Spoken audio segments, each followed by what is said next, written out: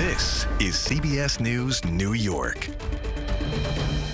Now at 11, primary night in New York, and it's a big one for the far left-leaning candidates backed by Mayor Zohran Mamdani.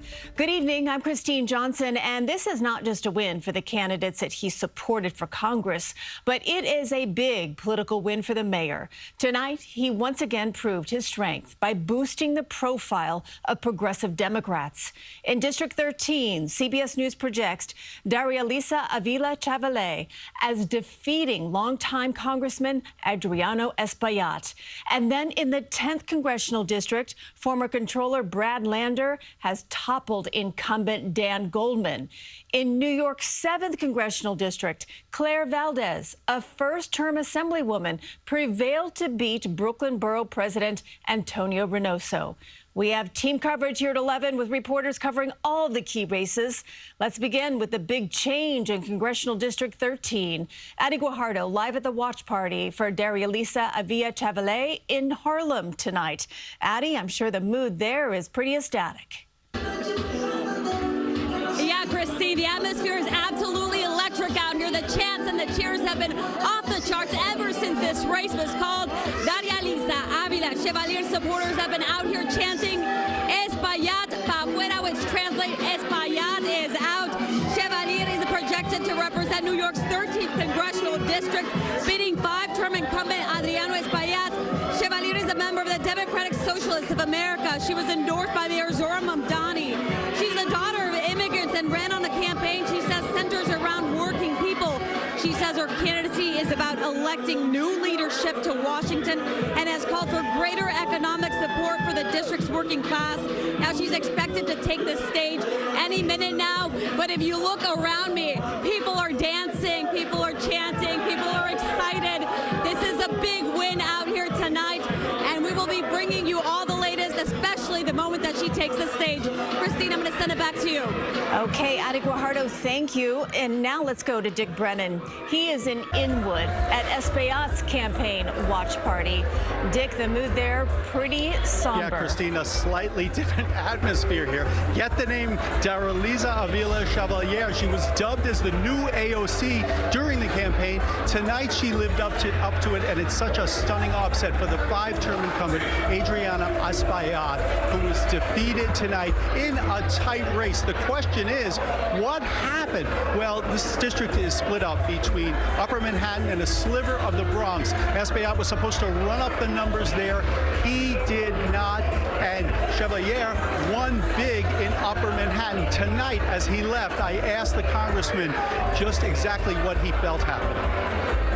Congressman, your thoughts on what happened tonight? Well, you know, I've been representing this neighborhood for 30 years, and I'm very proud of the work that we've done. Tonight we came up short. You know, I congratulated the winner, and I look forward to cooperating to make sure that the best things happen to her, that she's able to represent our community in the best way possible. Now, this district traditionally has been hit hard economically, and no doubt possible that the voters here took out their anger on the incumbent congressman. We can also tell you this is a huge victory for Mayor Mamdani. It is a trifecta. Each congressperson he endorsed in the Democratic primary won in New York City. That could have a big message to the voters. That could have a big message to the politicians of this city. In the meantime, a new congressperson is coming in November. We got to wait for the official vote in November, but her name is Darya-Lisa Avila-Chavallet. Get used to it. It may become a household name. Christine, back to you. District 13 with some new leadership there, Dick. Thank you. Also, some breaking news. CBS News projects progressive challenger Brad Lander has won in District 10, beating incumbent Dan Goldman. District 10 encompasses immigrant enclaves like Chinatown, as well as New York's wealthiest zip codes of Tribeca and Brooklyn Heights.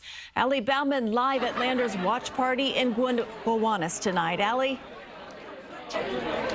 Christine, cheers began here just minutes after the polls closed tonight, and CBS News projected Brad Lander the winner. This race came down to two things: Mayor Mamdani's influence and the U.S.'s relationship with Israel. Former comptroller Lander is now the projected Democratic candidate for New York's 10th congressional district, defeating the incumbent Congressman Dan Goldman in a swift victory. Lander's gamble to cross-endorse with Zohran Mamdani during last year's mayoral election has seemingly paid off, as Mamdani bucked party lines in this election, endorsing Lander over Goldman, who was backed by Governor Hochul and Minority Leader Hakeem Jeffries. The issue at the center of this race was the U.S.'s relationship with Israel. I will be one of the Jewish members of Congress most willing to stand up loud for Palestinian human rights, freedom, and dignity. And I will stand firmly against bigotry aimed at Jews as well. That's not two different jobs. That's the same job. I knew then what we all know now, and what many of you all have known for years. Brad brings a kindness to this work. While this is certainly not the outcome I hoped for and worked so hard for, I respect their decision. I just called Brad and congratulated him on his victory. Well, now to the general election. Lander will go up against the Republican candidate, Jennifer Moore, who was uncontested in this primary. But, Christine, this is a solidly blue district, so Lander certainly has the strong advantage. We're live in Gowanus. Ali Bauman, CBS News, New York. Ali, thank you. Let's move now to the 7th Congressional District. CBS News projecting there Claire Valdez as the winner. The state assemblywoman endorsed by the mayor as well. She will succeed retiring Congresswoman Nydia Velázquez to represent parts of Brooklyn and Queens. Now, she has not yet taken the stage to speak, but Valdez defeated Brooklyn Borough President Antonio Reynoso, who was handpicked by Velázquez to succeed her. Reynoso conceded the race this evening. My people that were a part of this campaign, the thousands of people that voted for me, they can feel comfortable that I'm going to continue to fight for them, 100%. Reynoso said that he would continue to support the mayor and his progressive agenda to continue to move the city forward. And now for more on this banner night for the mayor, some in-depth analysis. Let's bring in political reporter Marcia Kramer. Marcia, I got to put my glasses on for this because there's a lot to unpack. But it's quite a night for the mayor. It was quite a night for the mayor, who I think can now call himself not only a kingmaker, but a queenmaker as well, because he backed two women who were going to go to Congress. And I have to point out that earlier today, when the mayor was campaigning, he basically said it wasn't a question of replacing Democrats, it was a question of finding better Democrats.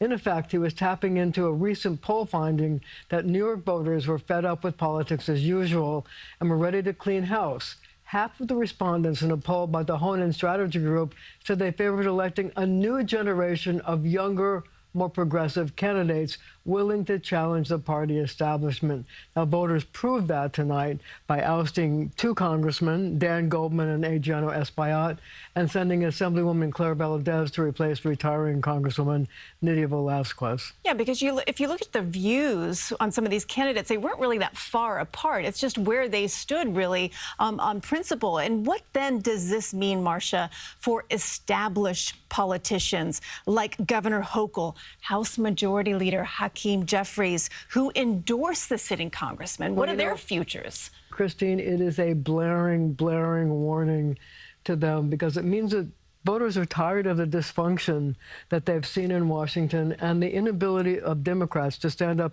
to what I think some people think of the excesses of the Trump administration. And it also means that some long-serving politicians, can you say Chuck Schumer, who's been in Washington for 27 years as in the Senate, he could have a target on his back. And it also could mean that if he decides to run for re-election, AOC could decide to challenge him, and he might have a big problem. What about flipping the House then in the Democrats' favor? I mean, does this make things better or worse for those chances?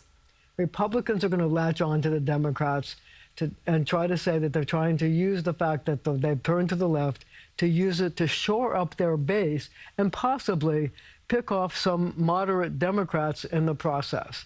And Democrats are going to have to start singing a new song if they hope to change the dynamic in Washington.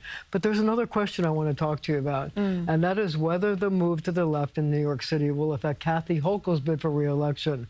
Her Republican opponent is definitely going to try to pin her to Mamdani in the hope of picking up those moderate Democrats as well. So it affects not only the House in November, it affects the gubernatorial race as well. Absolutely. And let's see if they can all turn the page and actually get together as Democrats and strengthen this party, Marcia. Thank you. Okay. Moving on now, CBS News does project Micah Lasher as the winner in Congressional District 12. That seat vacated by retiring Congressman Jerry Nadler. Alan Devlin is live now on the Upper West Side with the latest from there. Alan?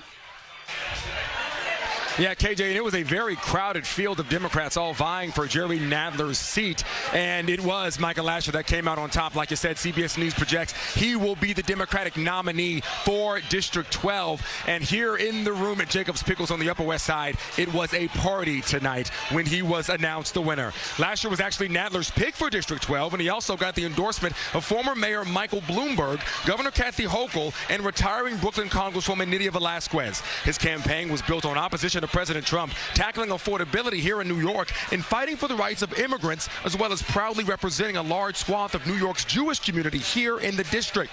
Now, obviously, four of the core values from his platform that has resonated with the people of District 12 across the Upper East Side, the Upper West Side, and Midtown Manhattan. He wins in a crowded field of recognizable faces, including New York State Assemblyman Alex Borez, former Republican George Conway, and John F. Kennedy's grandson, Jack Schlossberg. Lasher took the podium here at his watch party on the Upper West Side moments ago to speak to a fired-up crowd. Take a listen. 12th District is not just any district. This is a district that changes history. This district elected trailblazers from William Fitzryan to Bella Abzug to Ted Weiss to Jerry Nadler.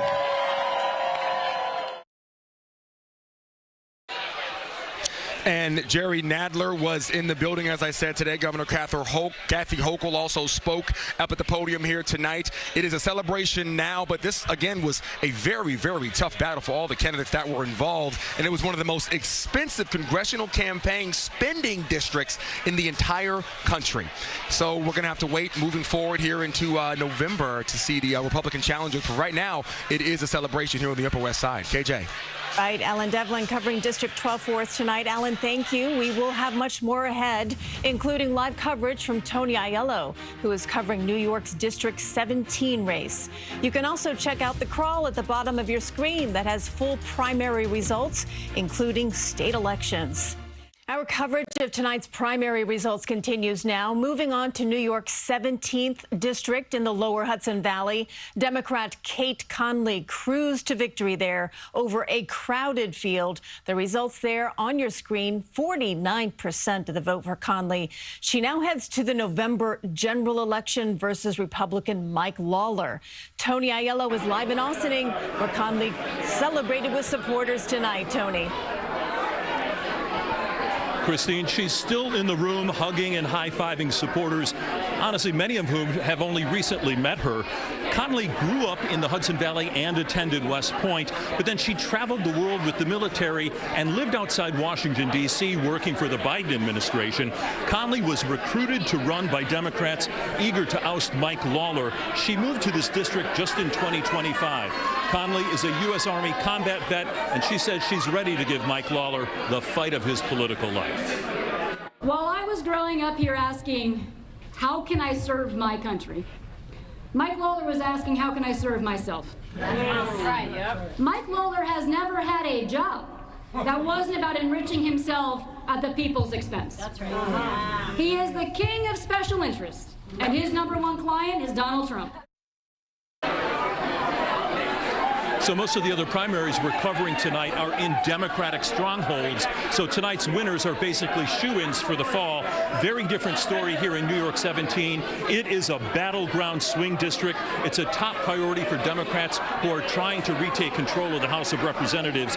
Both parties and many political action committees expected to spend up to $60 million for the general election in November.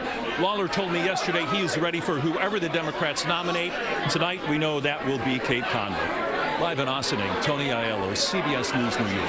And Tony will be busy covering District 17 over the next couple of months. Tony, thank you. Claire Valdez, as we mentioned, is the projected winner in District 7. She just took the stage moments ago. Here's what she said. Tonight, we haven't just won an election. We have declared that this movement is durable, that it is growing, and that it will not stop until working people are no longer asked to just build the table, no longer just offered a seat at the table, but will run the table. Valdez beat Brooklyn Borough President Antonio Reynoso. All of these primary results, by the way, are scrolling at the bottom of your screen. For much more, all you have to do is go to our website, cbsnewyork.com. One final update of tonight's primary now. Mayor Mamdani successfully endorsing 3 House candidates, all 3 claiming victory. In District 13, Daria-Lisa Avila Chavaley, the projected winner over incumbent Adriano Espaillat. Progressive challenger Brad Lander, the projected winner there in District 10, beating incumbent Dan Goldman. And then in District 7, Claire Valdez, the projected winner. Also in District 12, CBS News projects Micah Lasher as the winner, seat vacated by retiring Congressman Jerry Nadler. All of these results are posted on our website for you at cbsnewyork.com. And we will be dissecting all of these results, what's to come, all coverage coming up tomorrow morning and also throughout the day right here on CBS News New York.